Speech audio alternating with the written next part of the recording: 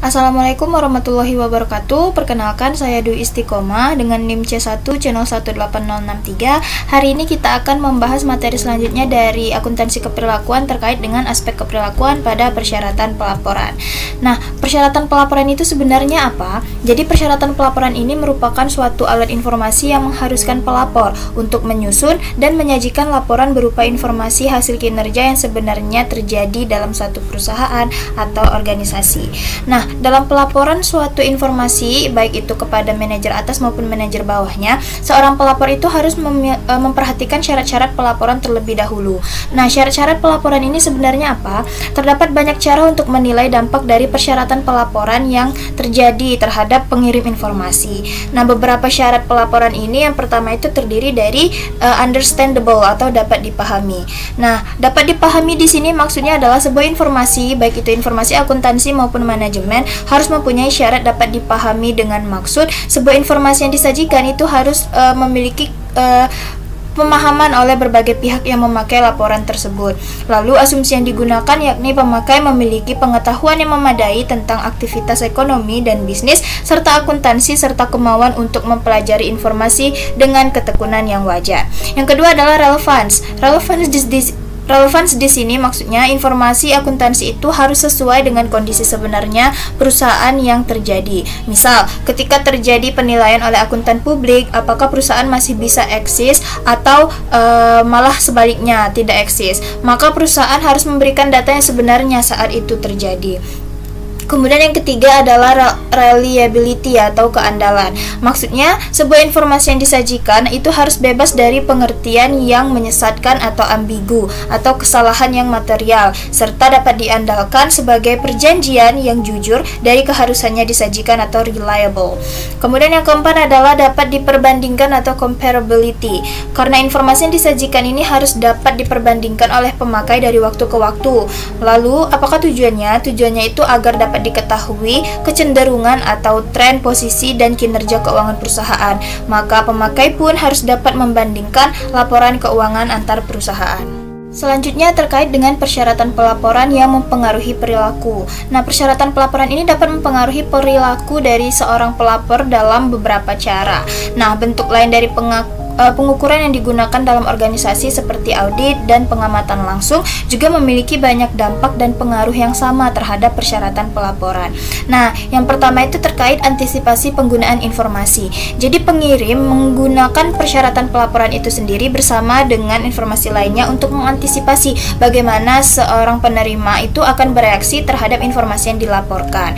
Nah, persyaratan pelaporan ini kemungkinan besar akan mempengaruhi perilaku dari pengirim ketika informasi yang dilaporkan merupakan deskripsi mengenai perilaku pengirim atau sesuatu yang dipengaruhi oleh pengirim atau sesuatu di mana pengirim tersebut bertanggung jawab. Bagaimana informasi yang dilaporkan ini berkaitan dengan perilaku pengirim adalah hal yang sangat penting karena informasi yang dilaporkan semakin mencerminkan sesuatu yang dapat dikendalikan oleh si pengirim tersebut. Maka semakin besar pula kemungkinan bahwa perilaku pengirim ini akan dimodifikasi.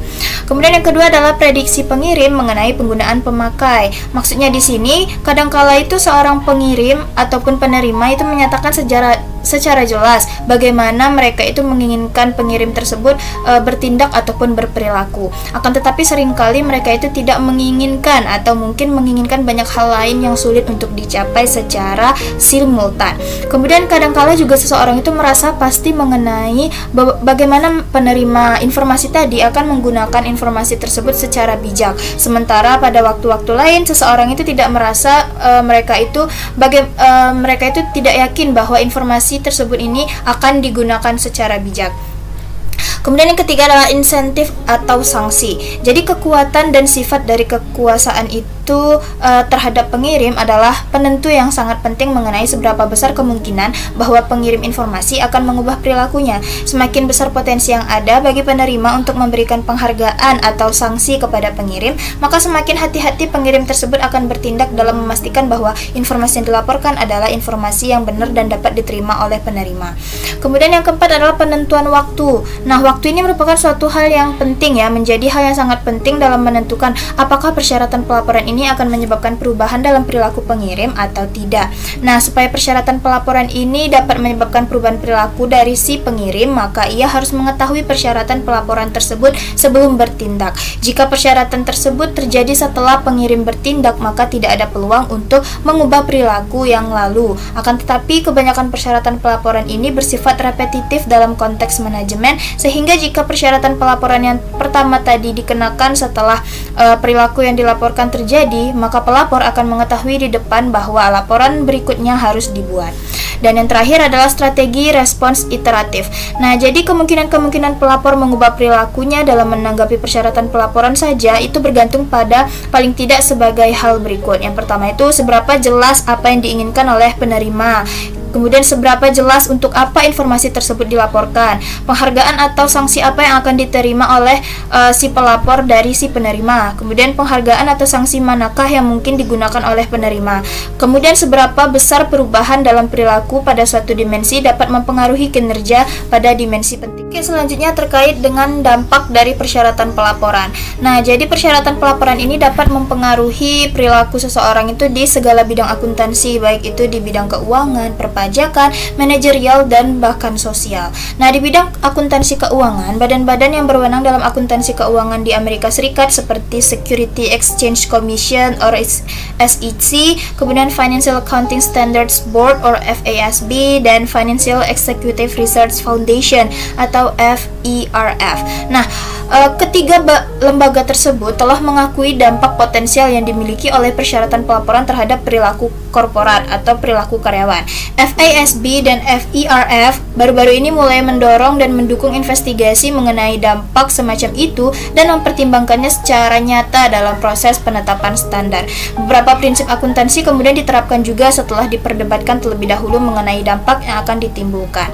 Kemudian di bidang akuntansi perpajakan. Di akuntansi perpajakan, keperilakuan ini merupakan bidang yang relatif masih belum dieksplorasi karena bidang keperilakuan terhadap perpajakan ini masih sangat tabu. Nah, akan tetapi bidang tersebut tentu saja merupakan bidang yang sensitif dalam kaitannya dengan persyaratan pelaporan. Beberapa orang bahkan percaya bahwa persyaratan pelaporan pajak yang sekarang melanggar hak konstitusional. Nah, umumnya persyaratan pelaporan di bidang perpajakan ini dipandang bahwa rumit dan juga sulit bagi pembayar pajaknya. Sehingga beberapa persyaratan pelaporan yang telah dikenakan tidak hanya kepada pembayar pajak tetapi juga kepada pihak lain seperti karyawan, dengan maksud untuk membuat hukum pajak itu lebih dipatuhi dan lebih ditegakkan.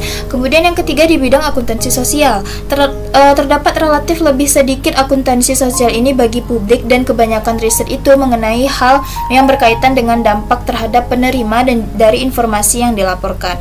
Oleh karena akuntansi sosial itu eksternal dan masih bersifat sukarela, maka tidak terdapat dampak apapun terhadap persyaratan pelaporan meskipun masih terdapat dampak terhadap pelaporan secara sukarela. Kemudian yang keempat adalah akuntansi manajemen. Nah, di bidang akuntansi manajemen ini dapat memperlakukan persyaratan pelaporan secara internal apapun yang diinginkan kepada bawahannya. Pos-pos yang dilaporkan secara internal itu dapat bersifat keuangan, kemudian ada operasional, sosial, ataupun suatu kombinasi. Akan tetapi hanya terdapat sedikit data akuntansi manajemen yang tersedia bagi publik karena data tersebut jarang dilaporkan di luar organisasi karena cakupan akuntansi manajemen adalah bagian internal dari suatu perusahaan ya. Nah, sangat sulit untuk digeneralisasikan karena organisasi memiliki sistem akuntansi manajemen, sekelompok persyaratan pelaporan dan hubungan organisasi yang unik. Oleh karena itu, kombinasi dari hasil riset dalam bidang ini menunjukkan proses yang sangat kompleks di mana persyaratan pelaporan berinteraksi dengan sejumlah variabel dan proses organisasi lainnya. Selanjutnya di sini terkait dengan penilaian dampak terhadap pengirim informasi. Jadi terdapat banyak cara untuk menilai dampak dari persyaratan pelaporan terhadap pengirim informasi. Yang pertama itu, yang paling tersedia adalah pengambilan keputusan secara deduktif yang melibatkan pemikiran secara hati-hati mengenai bagaimana persyaratan pelaporan ini akan berinteraksi dengan kekuatan motivasi lainnya guna membentuk perilaku manajer. Teknik ini sebaiknya selalu digunakan sebelum memberlakukan suatu persyaratan pelaporan. Yang kedua adalah menanyakan kepada para pelapor mengenai perilaku mereka. Suatu cara formal untuk melakukan hal ini adalah dengan melakukan survei yang terdiri atas pertanyaan-pertanyaan sempit yang kemudian kemungkinan tanggapan yang ditentukan, pertanyaan luas dengan kemungkinan jawaban yang terbuka atau atas gabungan dari keduanya. Kemudian yang ketiga adalah melakukan analisis post hoc. Analisis post hoc ini analisis seperti apa? Jadi dalam beberapa konteks akuntansi, terutama akuntansi keuangan, tidak ada pengendalian yang tersedia sehingga seseorang itu harus menggunakan data apapun yang tersedia mengenai perilaku dari pengirim. Nah, hal ini yang disebut sebagai analisis post hoc yang terdiri dari data sekunder, menggunakan data sekunder. Masalah dalam kondisi alamiah ini adalah bahwa banyak hal-hal lain yang kemungkinan akan berubah pada saat yang bersamaan dengan persyaratan pelaporan. Hal ini tentunya menyulitkan untuk penentuan apakah penyebab dari perilaku yang diamati adalah karena persyaratan pelaporan atau karena ada satu atau lebih faktor lainnya. Selain itu, terutama ketika analisis post hoc ini terdapat dua data sekunder yang digunakan, ukuran-ukuran langsung dari perilaku yang diminati mungkin tidak tersedia. Nah, kesimpulan yang bisa saya ambil dari pembahasan kita pada kali ini adalah bentuk laporan yang menjadi bagian dari rangkaian komunikasi ini perlu ditinjau manakala membawa dampak negatif bagi proses komunikasi melalui pelaporan yang dilakukan dengan memperhatikan syarat-syarat pelaporan yang telah ditetapkan. Sekian pembahasan dari saya hari ini. Taufiq wal hidayah. Wassalamualaikum warahmatullahi wabarakatuh.